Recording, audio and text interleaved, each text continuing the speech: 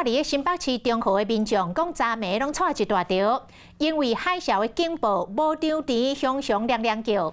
因为总统大选伫要到咯，民众是有够紧张，打电话给里长，打电话给代表，是卡到这个办公室的电话线，样样要烧起。这个查原来是中和派出所的员警突袭去共移掉。虽然第一时间紧急把电源切掉，但是这个警报也是亮伫要1分钟。中和分局是承认疏失，讲会加强教育训练。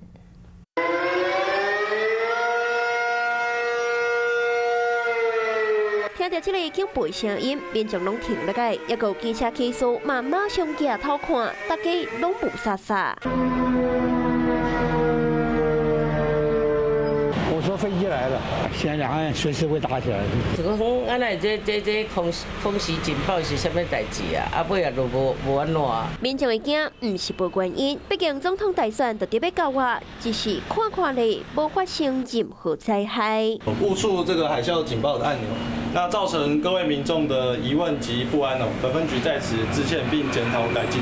按的同仁他可能就是不小心选完这个电流之后，他就是没有注意到，就开始翻开就按下去。原来这声音是为当地新北市中和派出所所发出来的，防灾的警报系统都设伫值班台的边啊。每一天的下晡5点会有值班的测试，照规定爱记的是一粒正平的青色测试钮。这回关键无失礼去记到的是中一粒红色海啸的警报二钮，测试钮会响1.2秒，警报钮是89秒。很多的长辈呢，因为第一时间呢也搞不清楚状况，他们也不会上网，所以他们都是致电到里长啊跟议员的服务处来，那我们都要一一做解释。希望以后遇到类似情形呢，可以做一个及时的反应 SOP， 不要让大家惊慌失措，不管是里长啊，不管是民众，不管是议员，都不知道如何处理。前讲当时有紧急切断电源，伫60秒内将警报声音甲关掉。验过机关这支警方无失礼机制掉了后，无完整通报的标准作业听书，互民众来安心。